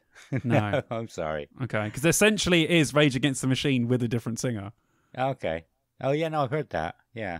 But it doesn't sound like them. It sounds like no. whiny. There's sort of ragey parts in it. Well, whiny. But the See, this is the thing. Whiny. The guitar's whiny. The drums are whiny. Can I just say that Adam has called Chino Moreno and Chris Cornell two of the best singers in the genres that we listen to. Both of them apparently are whiny. Yeah. I love it. Yeah. I love it. Carry on. What are you talking about? Okay, well, first of all, I didn't even know that these guys were a band. Corey Taylor had, I think it was a Metal Hammer, had his own section where he talked about music and bands and albums that he'd listened to. And he recommended this as a really, really good album. He said, the new Audio Slave album's fantastic. Obviously, it's their first one, so he just said, their album. And then I think I heard Cochise on Kerrang, and I was like, oh, this is Audio Slave. This is the band that he's talking about. And then I was like, okay, I'm going to go out and buy the album. Bought the album. I still consider this to be an absolutely incredible album all the way through. Cochise, Show Me How to Live. Oh, Gasoline, Like a Stone, Set It Off, I Am the Highway.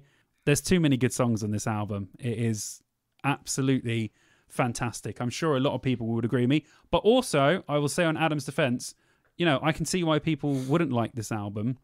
But if you take Rage Against the Machine and then you throw Chris Cornell in there, 99% of the time you can't really lose. So I was blown away when I found out, who the personnel of the album actually was, because I just thought it was Audio Slave. I didn't know, they were from any other bands. And I was like, oh, no, that's Chris Cornell's voice. And I was like, wow, okay, fucking awesome. Yeah, so really good. I think Show Me How to Live and Like a Stone. Like a Stone is, man, that song still hits me in the feels, even now. Listen to it and I'm like, oh, come on. Chrissy boy, you're doing it to me again. You're making me have feelings again. You're making me have feelings are like your mother's breasts. You know where they are, but they're best left unfelt. I think that's for the best, yeah. I don't normally have many feelings, but that song certainly tickles me somewhere. But yeah, really good album. I'm sure if you're an Audio Slave fan, you would already know about this. But if you like Rage Against the Machine or Soundgarden, Chris Cornell, or, you know, if you like, for instance, I mean, I could compare his voice to, if you like Alter Bridge, Miles Kennedy, that sort of stuff, I think you might enjoy this, as it's in a very similar vein to that kind of stuff. But we'll skip past this because Adam just has the most disgusted look on his face ever. Well, I was going to join in and say, if you like having fun, don't listen to this album. If you like... Oh my God. Yeah, sorry, next one. Go on. Next one. Next album we move on to is Queen of the Stone Ages 2002 album Songs for the Deaf, which did have Dave Grohl on drums, as we mentioned before on this album, which is why it's just relentless on the drums. Did you listen to this one? Yes, I never liked Queens of the Stone Age until I listened to this album. Fucking hell, he's pulling them out today, isn't he? Yeah. So I think. Well, I was going to say the only song I'd heard was the second song, I believe, which is that whiny single that they did. No One Knows. Yeah, I don't like. Although it did give me feels of Guitar Hero, so that was good. But there was another one along the album that I knew as well, which I was surprised. Probably Go With the Flow. That was a big song at the time. But it starts off really fucking heavy, and he's screaming, isn't he? The first song, and then the second one is obviously that No One Knows. The third song, first it gives us that's a completely different style tune as well. It's like they keep changing how. I don't actually know the songs in it because I just remembered that there's loads of little intermission bits in it. Yeah, it's like a radio playing all the way through, sort of just fixing the album together. Yeah, and I wasn't sure. Are they tracks on their own? Or are they on the end of some tracks or the beginning of others? They're just, I think there's one or two of them that's little bits, but the rest of it are sort of on the end of songs. Cool. Because, I was going to say, I don't know the actual names of the songs that I listen to, really. I'm just reading it now. And I don't want to be saying, like, the name of a radio bit as a song and sound like a twat.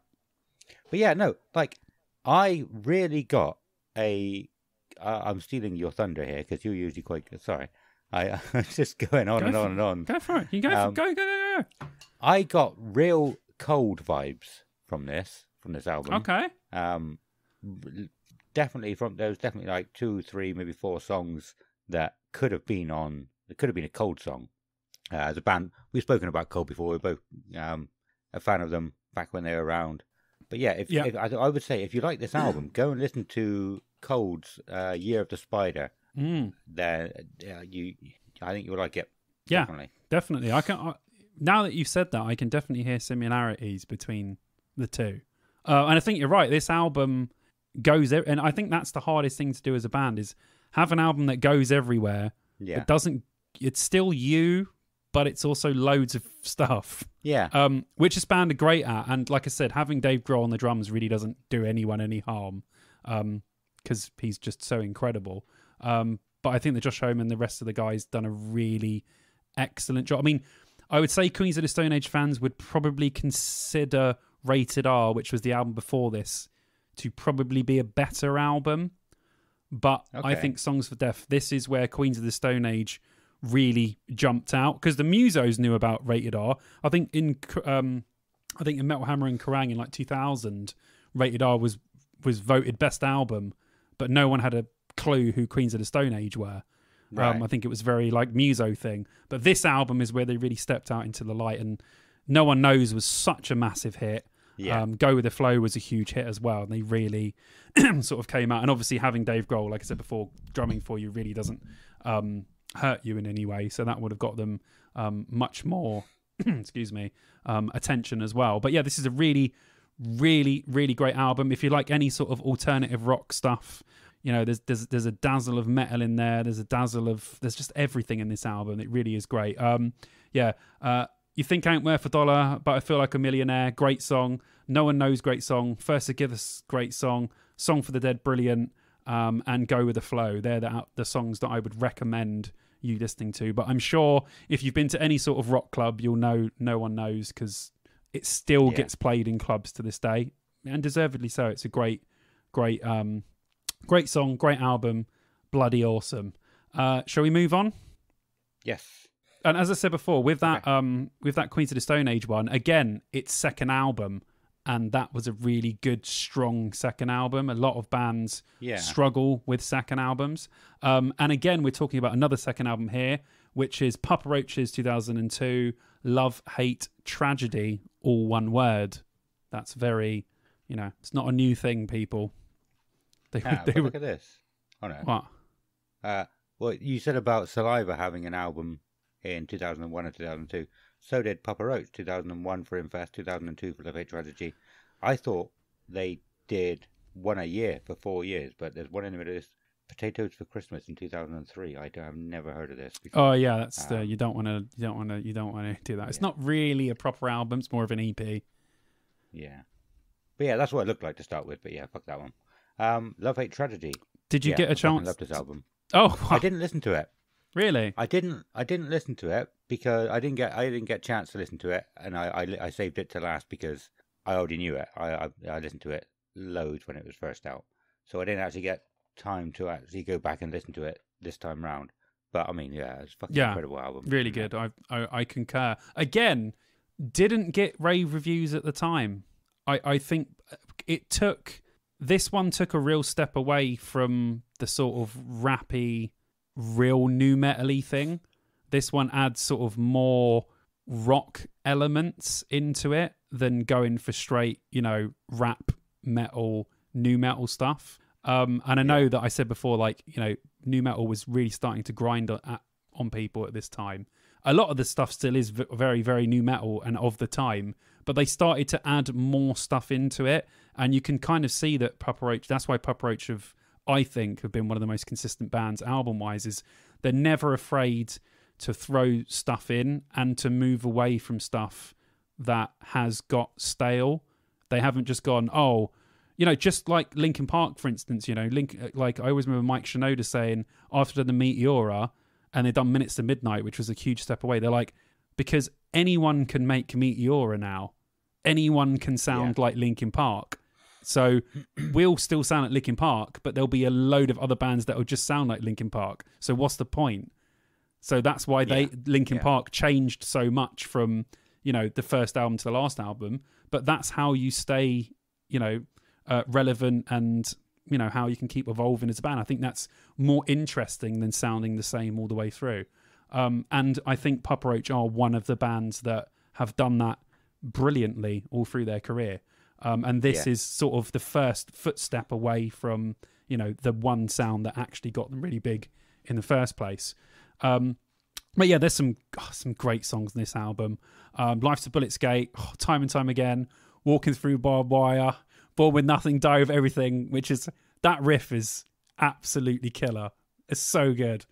If you're a guitarist, listen to Born With Nothing, Die With Everything if you're a guitar player, because I think that riff is really, really good. She Loves Me Not, really good. Code of Energy, Love, Hate, Tragedy. There's so many fantastic songs on this. It's just a really good, solid album. Like I said, wasn't that hot at the time. People thought it was too much of a step away from Infest. But like Adam, I was a huge fan of this album at the time. I like Infest.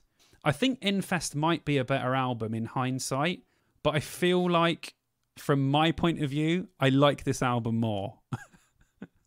I would say Love, Hate, Tragedy. Yeah, Infest is great. Don't get me wrong. It's brilliant. I think you can listen to both all the way through. I think Papa Roach are just one of those bands. I think they just, every album has something. It has some sort of depth to it that's worth listening to. And I think that's what Papa Roach do really, really well. But yeah, this is an excellent album. Really hilarious cover as well. I remember thinking at the time, what the hell is this cover, man? It's just a baby with headphones doing the devil horns and then Papa Roach. And I like the way Love Hate Tragedy is all, merged together. So it's Love Hate Tragedy, which is really cool. What a lot of bands do now, where they merge stuff together to make it look cool. Papa Roach were doing it 20 years ago. So I don't think I've ever even noticed that. Yeah, it's really cool. I like it. I like little just little bits like that. So if you're a Papa Roach fan and you haven't listened to it, go back and give it a listen. I'm sure you've heard singles like She Loves Me Not and Time Again, but I promise you the album is the album is worth it. And if you're not a Papa Roach fan and you want to get into Papa Roach, go check it out. It might be a really good place for you to start. I agree. Sorry, going back to what you were saying about how they've changed. I've always said that, like, every album is just a little bit different to the last one. But I think this was probably like 10 years ago when I first started saying it. I was going to say, like, and I said, but if you listen to the first album and the most recent album, they sound nothing alike. But each one has just a little step. And I think they're just the way they did that was amazing. I do too. I think they're I still think, you think about Papa Roach, you think they're a big band. I still don't think they're as big as they should or could be. No. You think about all the incredible albums they do. I mean, they should be headlining festivals, but they're obviously not. But it'd be great to have them at Download. Their new album Ego Trip was really good as well. So, I'd love to see them at Download this year. But okay, let's this year, next year. It's next year, not now. It's not this year, Simon. Yeah. It's not this year, buddy.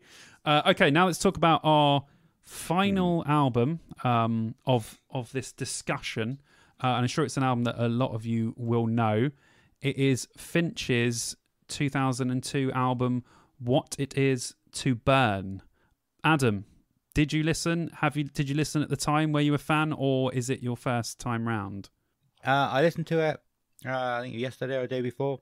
I'm not sure if I listened to it at the time when it was first out. I obviously knew the single from it, Letters to You, and I absolutely loved that song. I'm not sure if I had access to the album though at the time. I definitely didn't own it. It's probably something I've heard the album though. I must have, because like you said, it was a massive album.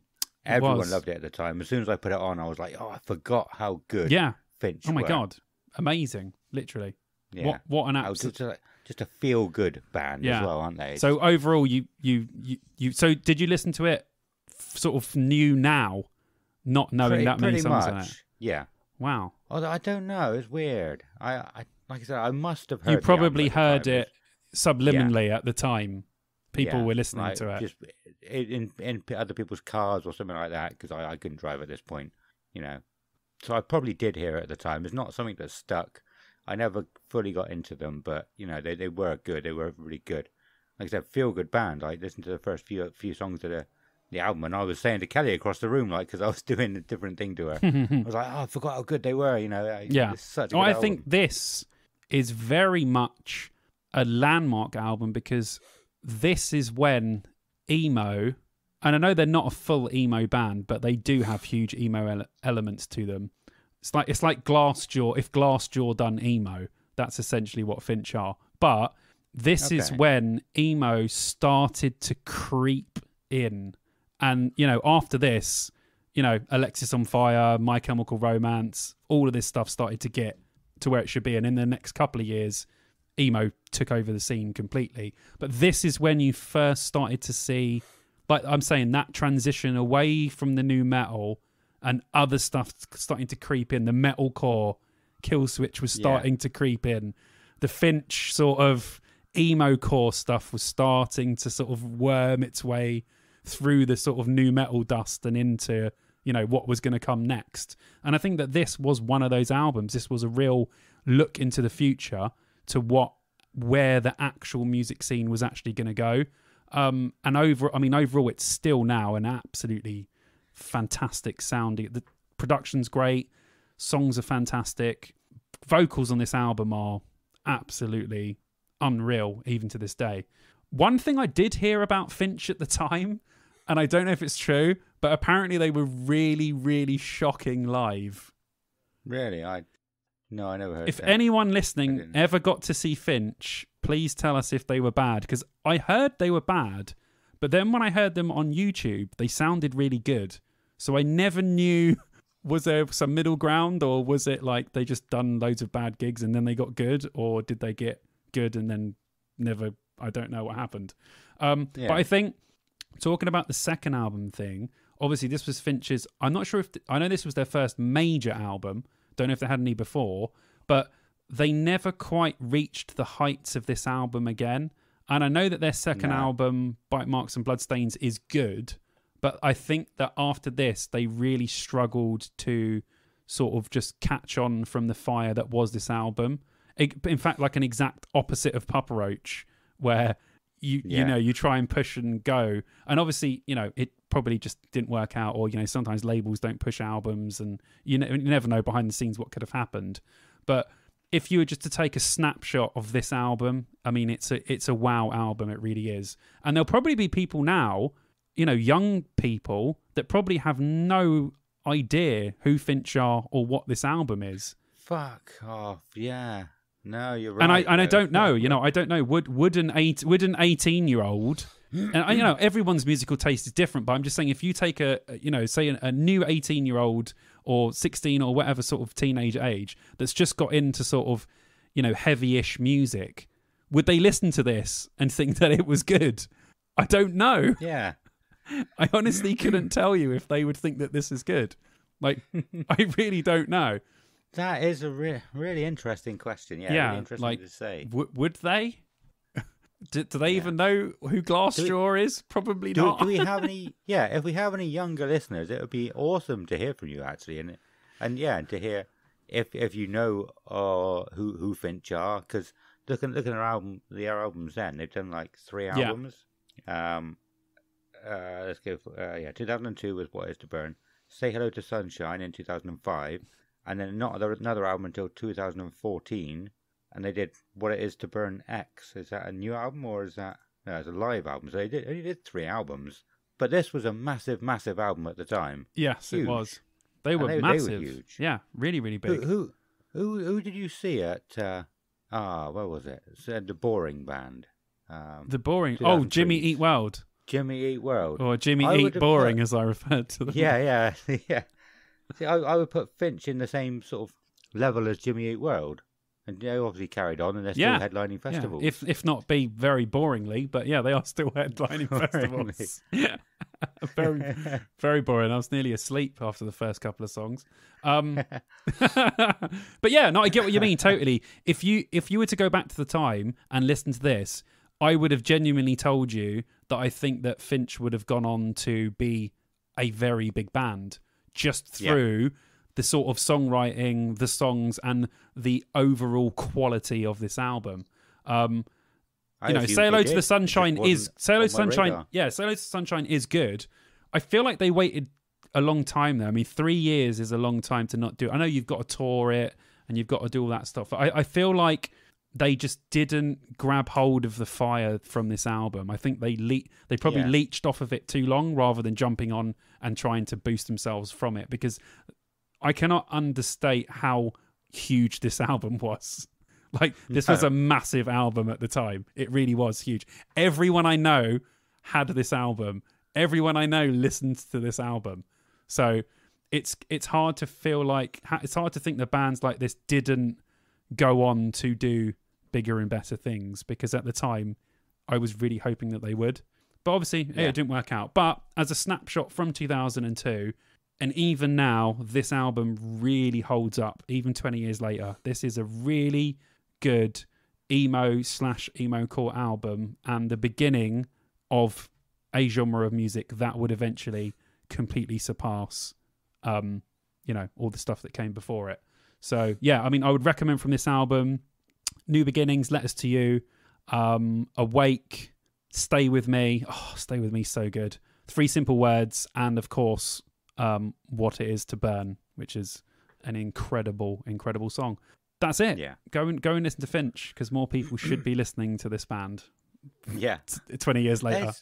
There must be so many bands like that. I never even thought of that. You've obviously seen the memes saying people like Blink-182 are now dad rock and stuff like that. But there's so many bands like Finch, that have just sort of fizzled out. All American Rejects. Haven't heard anything about them for a long time, and I can't imagine they are sort of. They've got a load popular. of bangers though. They had a lot of hits, singles for quite a number of years. So Yeah. you kind of could put them in the same thing. They probably done a lot more than Finch did though, in hindsight. Yeah, but would they still get played? Would they still get listened to by people who? That's a good point. Never heard of them. That's a very good point. Yeah, I don't know. Yeah, I do like All American maybe not Rejects. people. They obviously won't get listened to by people who never heard of them because they don't know to search for them. That is a stupid thing to say, but you know what I mean. I said something stupid last episode, and when I was editing it, I was like, "How did I say that?" And then just carry on talking, and that was ridiculous. That doesn't even make sense. But it didn't register at the time. That's why. So I have to correct that now. I mean, All American Rejects' first album, because it's a good comparison to be made, was the year after this. So I told you that kind of emo rock thing was really starting to sort of push its way through. So yeah, you'll probably see if we do a 2003 and 2004 within the next coming years, you'll probably see more and more of that stuff creep its way into sort of 20-ish years ago. Yeah. So yeah. But then bands like The Used, they're still going. But I can't imagine people will really hear much about them unless they're already a fan and they're looking for it. Because they were never huge, were they? And there's loads of bands. I respect. I'm a huge Used fan. I I put on the Discord. Are there any Used fans? Because I was listening, to Artwork in the gym. I was like, I fucking love this album so much. It's so good. What was the album I really liked that Kelly didn't like? I'm gonna find it now. And then we will have to go because we said we were going to do these as short episodes. So what? It was not long after we moved into this house, so about 5 years ago. It's got to be The Canyon. I think that's when I'm going to listen to it again. I think I really liked The Canyon, and Kelly was never a fan of it. I don't know why, because that's her favourite band to use. Heartwork. I haven't listened to that much. Oh, Heartwork's really good. That's the last one. It's really good. My favourite two Used albums, Artwork, not Heartwork. Artwork and Lies for the Liars. Those two albums are the tits. The Bird literally. And the Worm. They're literally the tits, those two albums. Pretty handsome. Oh, yeah, I'm going to listen to some more of them. Yeah, it's good. Okay, cool. Well, yeah, there's loads more we can talk about, and I'm glad because we're not going anywhere anytime soon. And we just keep coming up with ideas, like you keep saying. We want to do another gaming crossover one as well now. So, like I said earlier, if you listen to any gaming podcast, then send them our way. But I think it's probably about the time we should start closing up shop right about now. Yeah. I'm pulling the shutters down. We're ready to close up once again. That's right, sorry. But yeah, before we go, just one last thing, obviously. Try and get onto the Discord if you can. It'd be great to have you guys on there with us, voting for the ultimate lineup and just having a general chit-chat about stuff. Like Adam said, he's going to add a new gaming section on there as well. So we'll talk about games and all sorts of stuff. So the link to that will be in the description. I'm sure we'll probably share it on social media somewhere or something.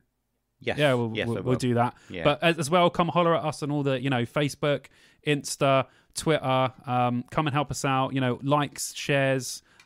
We love chatting to people about the show, and people are messaging us, and eventually we do message you back. Yes. Yeah. But we do, and we will. If you've got something to say, message us because we will. We will say it and discuss it on the show, and we just want you lot more involved in these shows. I mean, we know we're doing something right when people are getting annoyed that we're not releasing episodes quick enough. So that's good. So the other person actually, well, we're saying that the other person was Alexander on the Discord, the guy who got married on the Thursday at Download. Yeah, asking in the Discord when it was going to be out. I was like, not this week, I'm afraid. Next week. I'm really sorry. So that's good. We're doing something right. So yeah, come holler at us all that. Send us an email if you want as well. Like Adam said before, Dear Download 2003 2003 gmail.com. Yeah, gmail.com. So come holler at us at all that. And yeah, just if this is your first time here and your first episode listening. Please go back and listen to the others. We've got tons of awesome episodes before this. I know it seems like a lot, but trust me, go back to some of those. You really won't regret it. we've had a fantastic time doing some of those, haven't we, Ad? Yeah, absolutely. Oh, it's been so good. Episode 31. We didn't actually make a big thing out of it this time. We'll make a big thing out of it at this point, right at the end. Yeah, like, well, when you said about the Roadrunner Record ones, I was like, was it really? Like in the early 10s? It doesn't I think feel it was. like that long ago. Yeah, I know. But I think it was.